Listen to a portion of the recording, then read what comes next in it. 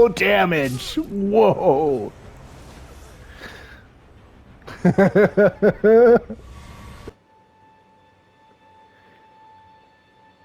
guys, here's my quick take on an assassin build.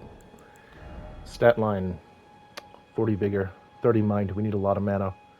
34 endurance, 77 dex, which is just a dump, and I'm using 18 faith in order to use the black knife, which is good. It's quite good. It's Black Knife has the highest AR at 500 with the stat line of a lot of the setups, um, which is super good. You could also take away from Dex and put into Faith even further and use some of the trixier spells if you'd like, uh, which in PvP or yeah in PvP especially is probably pretty cool to use, like mists and going invisible and stuff. It's up to you. The sky's the limit with this type of build. For me, the important thing was I stated a light load. This is kind of a heavy armor set for being the assassin set. 9.2 on the chest. It was surprisingly heavy to me, so I'm having to use both Great Jar's Arsenal and Erdtree's Favor to stay at light load, which I want. Then I'm using the Green Turtle Talisman, just stamina back faster equals more knife DPS, and I'm using the Eliminates All Sound for level clearing with this build. You know, there was a time, and people who played Demon Souls, especially the original Demon Souls, will remember where everybody considered not making sound so good that every build used this type of accessory pretty much through the whole game, just because enemies not hearing you enables free backstabs. It allows you to start fights on your terms. And I'm not sure why this isn't more popular in Elden Ring, but it certainly makes sense in an assassin build. In the offhand, I have a keen parrying dagger, scales S with dex, super super good. So not only now do you have the parry option, but you've also got the super cool power stance moveset, which is useful, viable, shreds super fast. The reason you would use Black Knives is because of its ability. So if I two-hand that real quick, same thing that the Ashes use. Just a nasty, nasty projectile, particularly against bosses. It leaves an extremely high damage over time, although the Ghost seems to get a lot more damage out of it than I do. And then with this just being a high AR dagger, it's just a solid choice. So that's one way to go. A more, I don't know if traditional is the right word, but a dagger I got turned onto watching some, the guys who I wish I was as good at do like the no damage, insane boss runs. Some of the bosses that I was having trouble seeing the windows on, so I was watching their videos for research as I noticed they were using the Scorpion Stinger. This is probably the best boss option, assuming that they can be afflicted by Scarlet Rot, which most bosses in the game can. The Scarlet Rot this dagger seems to put on is like more powerful, or like layers. It's impossible for me not seeing the math to understand why it's so strong compared to something like Ezekiel's Breath, for example, or other methods of applying Rot. But the rot that this dagger puts on is like super, super nasty and demolishes bosses' health, making it, I think, kind of the premier dagger in PvE. And I'll leave a link in the comments to the particular video where I saw this weapon used in a crazy no damage, I'm awesome boss run, type of player that I think a lot of us aspire to be. I'm not there yet myself. So, oh yeah, quick show off of the Silent Talisman to see, like, okay, this is why I'm using the Silent Talisman. I can run behind this guy. He can't hear me. Free backstab. I mean, backstabs and front stabs being on parries, critical attacks are what daggers are all about. They get a higher critical modifier than any other weapon type. Look at this. He can't hear me. He can't hear me. So it's kind of all about these backstabs and front stabs. So imagine I'm like, clearing an area like this for the first time. Don't know. Backstabs are definitely different than they used to be in previous Souls. But anyways, so he can't, like, they can't hear me. Like, he only heard me because this guy saw me. So I think the can't be heard talisman, if you're just like going around clearing out a level with daggers and backstabs, is super super potent.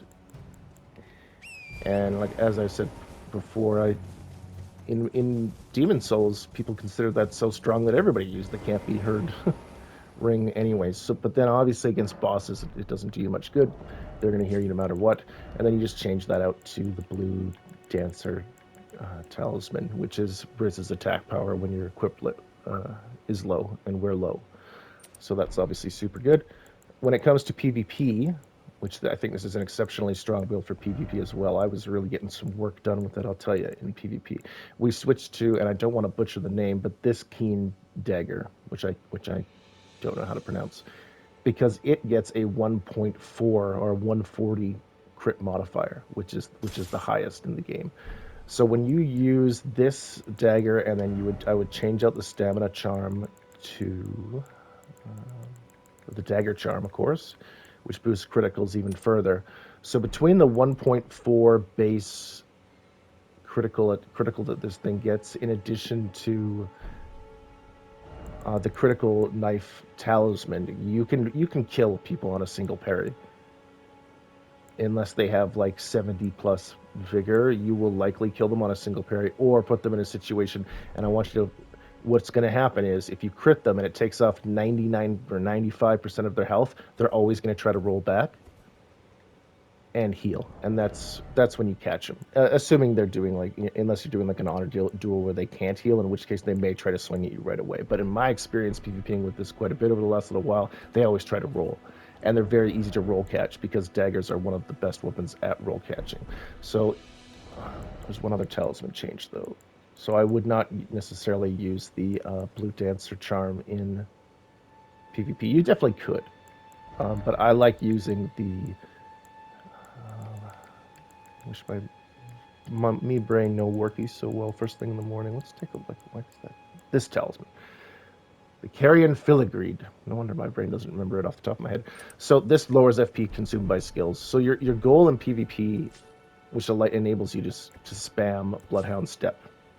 So I two-hand my dagger with the insane crit on it, the French dagger, and I'm just gonna say, okay, what weapon are you using? Oh, he's using a spear. He's using the straight spear. Okay. What weapon art does he have attached to it? I want to know as much about my opponent as I can before ever having to fight him. And I can, with this light setup and reducing FP cost, I can use Bloodhound Step all day. Well, really not all day. A lot, right?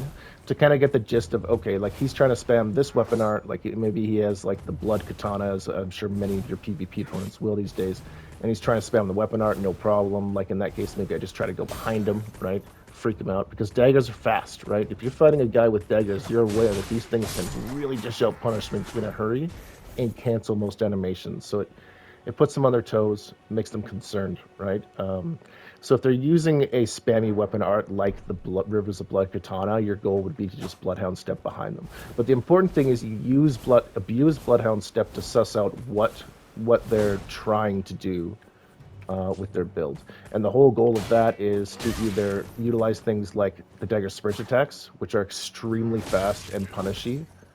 I mean, against a spear guy with a shield, not so much, but he probably has a bit less armor and stats. But I just crit that guy for 28 something. 2580 something. Boom. There we go. Yeesh. 2586. So if you can abuse Bloodhound Step, again, I just go back to two-handing. Nope, can't hit me. Nope, sorry. All right, he's got the straight sword. He's not really spamming weapon arts. You'll get better the more you practice, right? Like I can see that's got kind of a wide arcing sweep to it. All right, and then all of a sudden, now he's seen me Bloodhound Step many, many times. He thinks that's my play, that's my Ash, right? But no, I was waiting for the parry the whole time, and you can one-shot your opponents. Enhancing critical hits with this thing. So this particular dagger, and why I'm using it is most daggers end up around the same AR, right? Like this is 402. My pairing dagger is 418 with its S scaling and Dex. But this one has a much higher critical modifier than any of the other daggers at 140 versus 110 on the parrying dagger. So parry with the parrying dagger, stab with this dagger, and you'll one shot. I have one shot many opponents flat out. with a single parry.